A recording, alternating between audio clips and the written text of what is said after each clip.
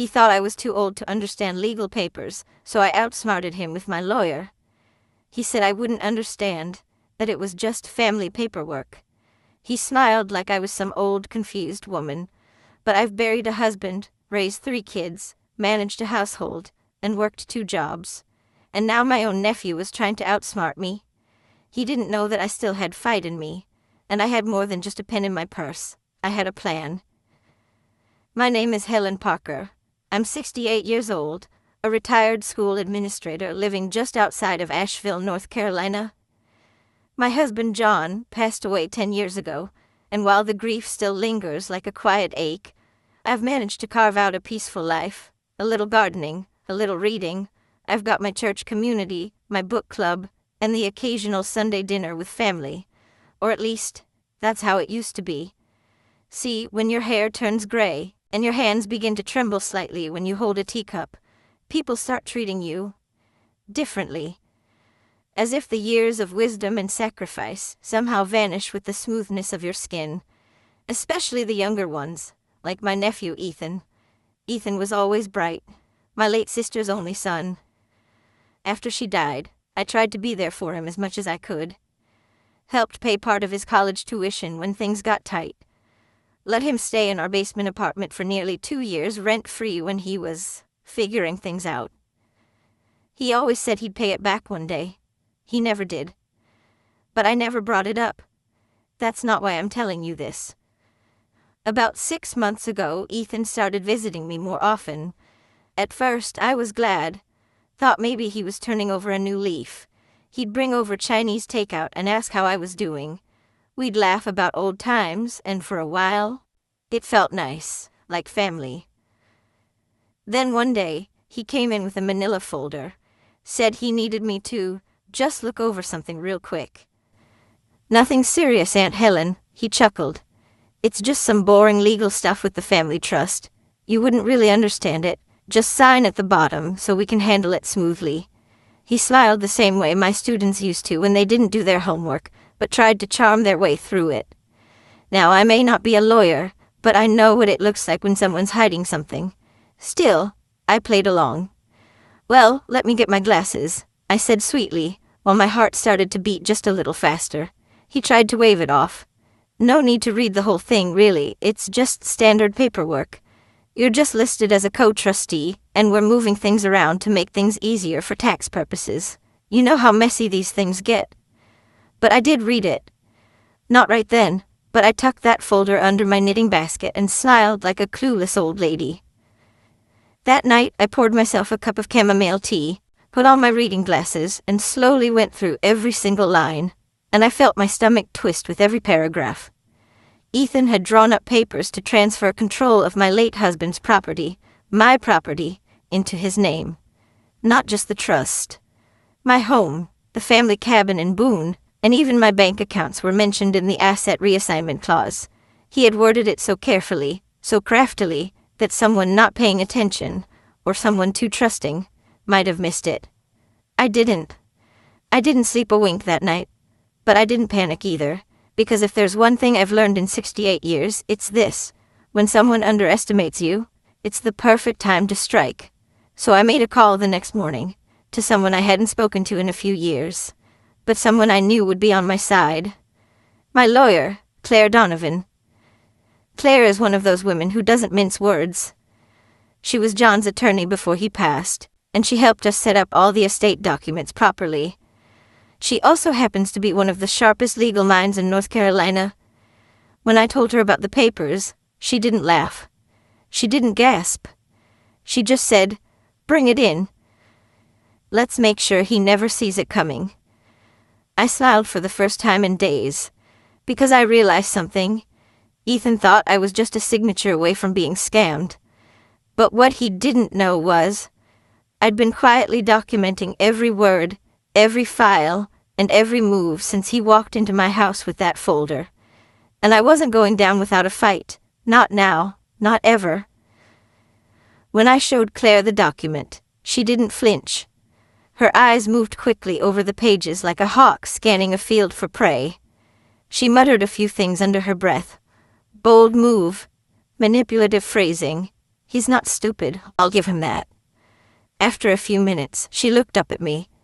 Well, Helen, your nephew's either in deep financial trouble, or he thinks you're too old to notice what he's trying to do. I felt a burn rise in my chest. Maybe both, I said. Claire leaned back in her chair. You're not signing a thing, and we're going to make sure he never tries this again. She suggested we take a few steps, quiet ones. She'd revise the estate documents and make sure there were protections in place. I'd also draft a new trust that removed Ethan from any decision-making role, and most importantly, put all assets under a protected clause that only I could revoke. But Claire's plan wasn't just defensive, it was strategic. We let him think he still has control, she said. If he's bold enough to try this once, he's got more coming. And if he's desperate, he'll push harder. That's when we'll have him. I can't lie. There was a part of me that felt vindicated, maybe even excited. Not because I wanted to catch Ethan in some elaborate trap, but because for the first time in years I felt like I had power again. Not the kind that comes with yelling or slamming doors. The quiet kind. The kind that comes from knowing the truth and keeping it close until the right moment. But it also hurt. I kept thinking, how did we get here? I used to babysit Ethan when he was still in diapers. I taught him how to ride a bike. I was the one who brought him soup when he had mono in college and no one else cared. I didn't expect medals or thank yous. I just never thought he'd see me as a target. A week passed, then 2. Ethan came by again, this time with that same easy smile and another takeout bag. Thought you might like some sesame chicken, he said, placing it on my kitchen counter. Oh, and hey, about those papers. I nodded and gave my best, sweet elderly aunt smile. Still haven't quite understood them, dear, but I'm sure I'll get around to it. He laughed. No worries. Let me know if you need help going through it. I wanted to scream, but I didn't. Instead, I kept playing the part, talking about church luncheons and how the tomatoes in my garden weren't growing well this season. Meanwhile, I had Claire updating all the titles and deeds, quietly rerouting my bank account access, and freezing any joint permissions Ethan might have had. I even moved some funds into a separate account under a new living trust, one that only I and Claire knew existed. Ethan had no clue, and the more he underestimated me, the more dangerous he became to himself. 3 weeks later, Claire called me. I have a hunch, she said. Has he asked about the cabin yet? That struck me. The cabin in Boone, North Carolina, our little mountain retreat, was more than property. It was history. John and I bought it in 1985 with our first savings. We took the kids there every summer. It was the last place we visited before his cancer got worse. No, I said. Why? Claire sighed. Because he's trying to sell it. My heart stopped. He's listed it on a private investment site, under his LLC. He thinks the paperwork went through. He thinks it's his. I stood frozen by the window, watching the breeze sway the bird feeder in my backyard. He wasn't just trying to sneak behind my back. He was stealing memories. That was the moment something inside me shifted. I wasn't just fighting to protect my assets anymore. I was fighting to protect the life I had built. The love, the memories, the years. And now, it was time to fight smart. I hadn't been back to the Boone cabin in over a year. Too many memories. Too many shadows of John lingering in the halls and creaky floors. But after Claire's call, I packed a weekend bag and drove the 3 hours north through the winding Appalachian roads. When I pulled into the gravel driveway, something felt wrong. The front porch light was on, and Ethan's car was parked near the side fence. My hands clenched the steering wheel. I sat there for a moment, staring at the cabin. The place where John used to rock in that old wooden chair and sip his evening coffee. The same porch where my children ran barefoot, chasing fireflies. And now Ethan was here, uninvited. I stepped out slowly. The front door was unlocked. I walked inside to find Ethan standing in the living room, flipping through a binder, probably some paperwork related to the sale of my cabin. He looked up and froze like a child caught with his hand in the cookie jar. Oh, Aunt Helen, he said too quickly. I was just, checking on the place for you, making sure everything's in order. I nodded, pretending to buy it. That's thoughtful of you. He smiled awkwardly and began making excuses. Some investors were interested in the area. I thought it might be worth looking into property value, just in case you ever wanted to let this place go. It's getting old, and I cut him off gently. It may be old, Ethan, but it still belongs to me. His smile faltered just slightly. Of course. Just thinking long term. I didn't say what I really wanted to, that I'd already seen the listing he posted, that Claire had captured screenshots, tracked the fake LLC, and even contacted the supposed buyer posing as a second interested party. Instead, I said, "Why don't you come by the house Monday? I think I'm ready to go over those documents." His eyes lit up like he'd just won something. Really? That's great, Aunt Helen. I knew you'd come around. That Monday, he showed up at 10 a.m., sharp, pressed shirt, laptop under one arm, and a look that said he was ready to close a deal. But I wasn't alone. Claire was already sitting at my dining table with a copy of the original estate documents. A pot of coffee steamed between us. Ethan froze in the doorway when he saw her. What's she doing here?" I smiled sweetly. "Claire's just here to help me understand, since you said I wouldn't." He chuckled nervously. "I didn't mean it like that. Just figured it was easier if I explained." Claire didn't let him finish. "Let's cut to the chase, Ethan," she said coolly. "You've been trying to fraudulently transfer property that you do not own. You forged documentation, attempted to file under an illegitimate LLC, and misrepresented your authority. That's a felony in the state of North Carolina." The room went silent. He looked at me, then back at her. "Wait, what? No, this is a misunderstanding. I was helping her organize some stuff." Claire slid a thick folder across the table. "Here's a copy of your fake listing, the paper trail from your IP address, and the fake company you registered in South Carolina using your college roommate's address. You've left digital breadcrumbs everywhere." His face went pale. He tried to speak, but the words didn't come. That was the first time I saw real fear in his eyes. I leaned forward, my voice calm and steady. "You didn't just betray me, Ethan. You disrespected the very woman who helped raise you. You thought I was too old, too slow, too soft to fight back." He opened his mouth again, stammering, "Aunt Helen, I didn't mean to, but I'd heard enough." "I'm not pressing charges," I said, watching his relief flash across his face. "But the trust has been rewritten. You are no longer a beneficiary. The cabin is under legal protection, and any further attempt to access my finances will be met with legal action." Claire added, "And just so you know, we've already filed a cease and desist with your LLC. Any movement will be flagged." He stood there, helpless. The same boy I used to tuck in at night, the same young man who cried at his mother's funeral while I held his hand. That version of Ethan, gone. He walked out without saying another word. I sat back in my chair, exhausted, but free. Because that day, I didn't just protect my assets, I reclaimed my dignity. After Ethan left, the house felt unnaturally still. I stared at the front door for a long while, half expecting him to knock again. Apologize, beg, yell, something. But there was nothing, just the quiet tick of the old grandfather clock and the sound of birds chirping outside. I glanced at Claire, who was gathering her folders. "You okay?" she asked softly. I nodded. "More than okay. Just sad." That was the truth of it. I wasn't proud or triumphant. Not really. I didn't feel like some victorious matriarch who had won a battle.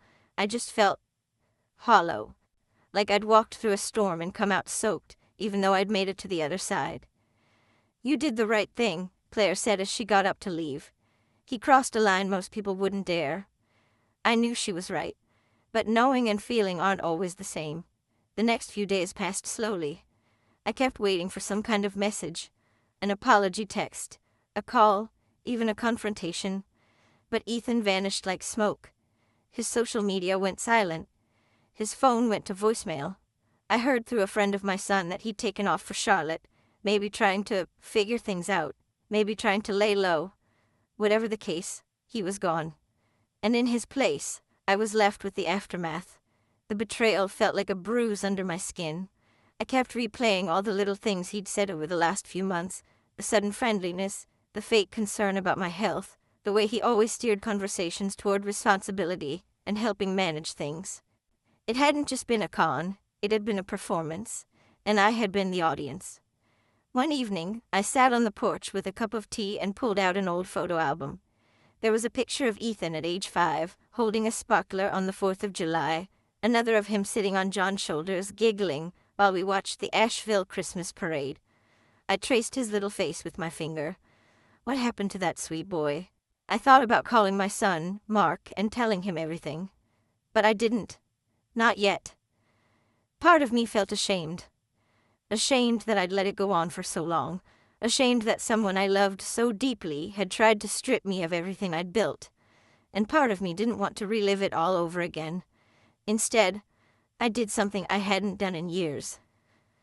I wrote in my journal. March 18th. I never thought my own flesh and blood would see me as a burden or an opportunity. I've always prided myself on being strong, smart, and capable. But maybe getting older makes you a little more vulnerable, not just physically, but emotionally. Maybe we crave connection so badly that we ignore red flags when they come from someone we love. I'm not broken, but I am changed. The next day, I got a letter, a real one, in the mail. No return address. But the handwriting was unmistakable. It was from Ethan. The envelope was wrinkled, and the ink smudged a bit, like he'd hesitated while writing. Aunt Helen, I don't expect you to forgive me. I messed up badly. I was drowning in debt, and I thought I could fix it fast. I told myself you wouldn't even notice, that it wasn't a big deal. But I see now how twisted that was. I crossed a line, and I'll live with that shame forever. You've always been there for me. I took advantage of that. I hope one day you'll remember the kid who loved you, not the man who betrayed you. I'm sorry. I really am. I sat with that letter in my lap for a long, long time. I didn't cry.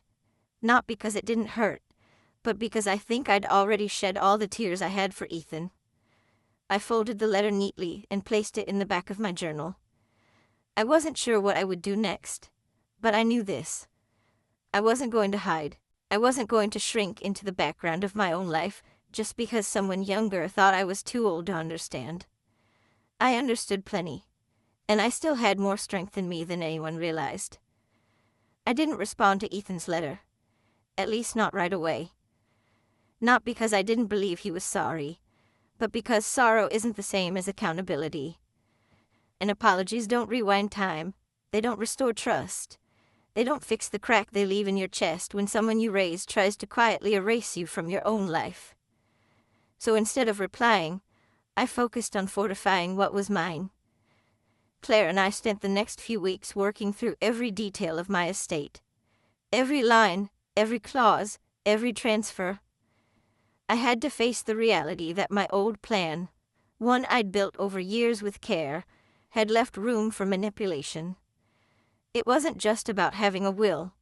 It was about protecting the person behind it. We added security measures, new power of attorney, voided the previous one, reassigned beneficiaries with full documentation trails, notarized everything, twice. I even changed the locks on my main home and the cabin. I wasn't taking chances anymore, but with every document I signed, I felt stronger. Like I was stepping out of a fog I didn't realize I'd been walking through for years. It made me reflect on something painful, how quickly people begin to erase you when you age, not with malice, with convenience. You become the nice old aunt, the sweet little lady, the woman people don't consult but expect things from, your time, your assets, your silence. But I wasn't invisible, and I certainly wasn't disposable. I decided it was time to reconnect with the people who still saw me clearly. I called my daughter Lacey, who lives out in Denver. We hadn't talked deeply in a while, not because of any rift, but life just drifted us. She's busy, and I guess I stopped reaching out as much after John died. She answered on the third ring. "Mom, "Oh my gosh, it's so good to hear your voice." I told her what had happened. Not all the details, but enough. And you know what she said? "Why didn't you tell me sooner?" I felt a lump in my throat.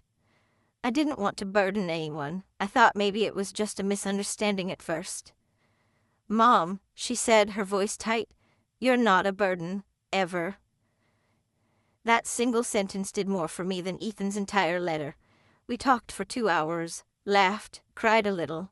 I promised I'd visit this summer, and she insisted I stay for a whole month. "You can help me with the garden. You know I still kill basil like it's my job." After we hung up, I sat on the back porch and let the sun warm my face. And I realized something. This whole mess with Ethan, it wasn't just about betrayal. It was about waking up. I had spent so much time trying to preserve peace in my family that I hadn't noticed the pieces of myself I'd been giving away. My voice, my boundaries, my instinct. I had let people assume I'd just go along with things because that's what old women do. But I wasn't done yet, not by a long shot. Not. A few days later, I got an invitation from my church's community board. They wanted me to speak on a panel titled Aging with Independence. I almost declined. I'm not much for microphones and attention. But then I thought, why not? If even one woman in that audience was going through something like I did, maybe my story could help. I stood up that Sunday in front of about 50 people in the fellowship hall and told them the truth. I told them about Ethan, about how people we love can sometimes wear the kindest faces while holding the sharpest knives. I told them how I didn't fight back with rage, but with knowledge, with a lawyer, with clarity. I told them that getting older doesn't mean we stop protecting what's ours. It just means we protect it smarter. Afterward, a woman came up to me, probably late 60s, wearing a pale lavender sweater and watery eyes. "My son's been trying to move me into a care facility I don't want. Keeps saying I'm forgetting things. But I think he just wants to sell the house." She squeezed my hand. "Thank you for reminding me that I still have a say." I hugged her, because I knew exactly what that felt like. A few weeks after the church panel, I went back to the Boone cabin. Alone this time. It was spring. The dogwoods were blooming, and the lake behind the property had that mirror still calm that made you feel like time had slowed down just for you. The rocking chair John used to sit in creaked gently as I settled into it, a cup of coffee warming my hands. I breathed in deeply. Pine, earth, memory. This place was mine, not just on paper, in spirit. It wasn't just a building, it was my history, my healing, my reminder that you can start over, even when you're not young anymore. Even when people stop expecting you to fight. I brought a small box with me that day. Things I hadn't looked at in years. John's old compass. A letter he wrote me on our 25th anniversary. A picture of Ethan when he was 10, holding up a trout he caught right there in the lake. I placed the photo on the mantel, not as a symbol of forgiveness, but of closure. I don't know what became of Ethan after the letter. I didn't go digging. Maybe he's trying to be better, maybe not. But I've learned that my healing doesn't depend on his remorse. Forgiveness, I found, is like pruning a garden. You don't do it to save the weeds. You do it so the real things, the strong things, can grow without being choked. And I had a lot left to grow. I started volunteering at the local library once a week, helping seniors learn how to spot online scams and protect their digital information. It wasn't glamorous, but it felt important. Every time someone leaned over and whispered, "I never knew about that," I smiled, because I did. I also updated my trust to include donations to women's shelters and legal aid for the elderly. The cabin, when I pass, will go to a foundation that teaches rural women how to preserve family land legally and securely. That, I think, would make John proud. I even began teaching a small group at the community center, older women like me, many of them widows or quietly estranged from their children. We share tea, we talk about boundaries, about saying no without guilt, about keeping a folder labeled "just in case," with all the important documents neatly inside. They started calling it the Helen File. I didn't ask for that, but I smiled anyway, because it meant they saw me, not just as someone older, not as someone slowing down, but as a woman who had been through fire and had come out carrying the matchbook. One evening, sitting on that cabin porch, I caught sight of a doe and her fawn at the tree line. I watched them for a long time, quiet and still. Something about their presence reminded me of myself. Cautious, yet unafraid. Tender, yet alert. A little scarred by the world, but still standing. I used to think growing older meant fading into the background. Now I know it's just another chapter. A chapter where your wisdom is your power, where you don't have to scream to be heard, you just have to stand firm, where even if someone tries to trick you, diminish you, or strip you of what's yours, you look them in the eye, and you say, "You thought I wouldn't understand, but I understood enough to stop you, and I'll never be underestimated again."